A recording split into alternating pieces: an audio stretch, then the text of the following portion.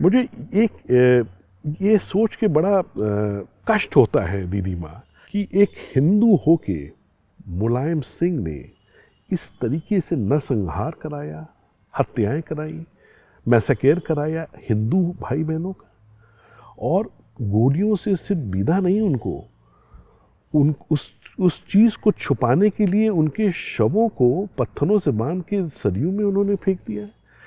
ये सोच के मैं अंदर से बड़ा व्याकुल हो जाता हूँ दीदी। आखिर ये किस तरीके की राजनीति, ये कैसी मानवता है, ये कैसे हिंदू हैं जो अपने स्वार्थ के लिए, राजनीतिक लोभ के लिए इस स्तर पे गिर सकते हैं।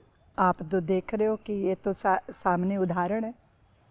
इसीलिए राजनीति, जब यद्यपि इसमें नीति शब्द जुड़ा हुआ है, राजनीति भी नीति से चलोगे तो ही राजनीति है, नहीं तो वो वारांगना है चौराहे पे खड़ी हुई, आपको लूट लेती है, आपकी मति को, गति को, आपके लोक परलोक दोनों को। लेकिन तुष्टीकरण की राजनीति, राम का विरोध करके राजनीति, अयोध्या के सत्य को झुठला के राजनीति, और वो बहुसंख्यक समाज जो पीड़ा अत्याचार चुपचाप झेलता है, फिर भी शत्रु को अपने आंचल में समेट लेने की जिसके पास उदारता है, उसके साथ ऐसा छल।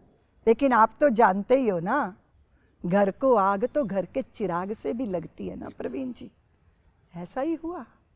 लेकिन आप देख लो कि धरती पे भगवान भेजते हैं लोगों को, पर कोई अपनी ऊर्जा का उपयोग कैसे करता है और कोई दुरुपयोग कैसे करता है। सत्ता हमेशा के लिए तो नहीं होती जी। सदा के लिए तो यहाँ कुछ नहीं है, जो मिला है वो हमेशा पास रह सकता नहीं, कब भी छुट जाए ये कोई राज कह सकता नहीं। बिल्कुल। लेकिन व्यक्ति को नशा तो होता ही है प्रवीण जी, और नशा उसी को कहते हैं जो बेहोश कर दे। तो ये कैसी नीतियाँ, और इसका शिकार तो भारत शुरू से ही रहा। ये इस समय को आप छोड़ दो, नहीं तो हम किन से चले गए, अपने कपूतों से ही तो बिल्कुल अपमानित हुए हैं ना हम। बिल्कुल। तो दीदी माँ, कितने लोगों को उस हत्याकांड में मारा गया होगा 1990 के? प्रवीण जी, आंकड़ों की जहाँ तक बात है, हम उसके बारे में अधिकृत रूप से नहीं बोल सकते, क्योंकि जब ये सब कुछ हो रहा था हम लोग भूमिगत थे, जेलों में बंद थे, उत्पीड़न झेल रहे थे। तो बाकी और संगठन के प्रमुख लोग अच्छे से बता सकते हैं इन सारे। अच्छा, हमारी जैसे आप हमसे सन पूछेंगे, आप हमसे तारीख पूछेंगे, बहुत कुछ याद ही नहीं रहता। जी, मैं समझता हूँ। दीदी माँ, बात करते हैं, मुलायम सिंह ने बहुत ताल ठोक के दावा किया था कि हमने तो ऐसी व्यवस्था की है, ऐसी नाकाबंदी की है, ऐसी बैरिकेडिंग की है कि परिंदा भी पर नहीं मान सकता।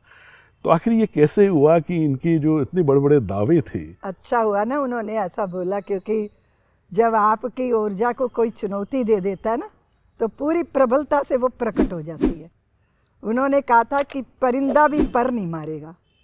अब बस ये उनकी बात कार सेवकों ने और राम भक्तों ने चुनौती की तरह स्वीकार कर ली, और सारी व्यवस्थाएं ध्वस्त हो गई। क्योंकि जनमेदनी होती है प्रवीण जी, जनता को यूं ही तो कोई जनार्दन नहीं कह देता। बिल्कुल। और अगर जनता संकल्पवान हो जाए जी, तो वो क्या नहीं कर सकती। बिल्कुल। और फिर राम भक्त तो राम के लिए सब न्यौछावर। आप हैरान हो जाएंगे कि लोग सैकड़ों किलोमीटर पैदल चले जी, और जहां जहां पहुंचे वहां उनका ऐसा भव्य स्वागत हुआ है कि लोगों ने, गांव वालों ने, चूल्हे चौके सारे, पूरी उतर रही हैं, सब्जियां बन रही हैं, स्वागत हो रहा है। राम भक्त अयोध्या जा रहे हैं, पूरी अयोध्या राम भक्तों के लिए न्यौछावर हुई। ये बात नहीं, पूरा भारत न्यौछावर हुआ। तो कल्पना करो प्रवीण जी, जब राम जी अयोध्या आए होंगे तो कैसा दृश्य रहा होगा, जब राम भक्तों के लिए जनता इस तरह का स्वागत कर रही थी, पलक पावड़े बिछा के। सारे प्रतिबंध, सारे बाधाएं ध्वस्त हो गई, वैसे ही जैसे वेगवान नदी के सामने चट्टान भी चूर चूर हो जाती है, बिल्कुल वैसे ही।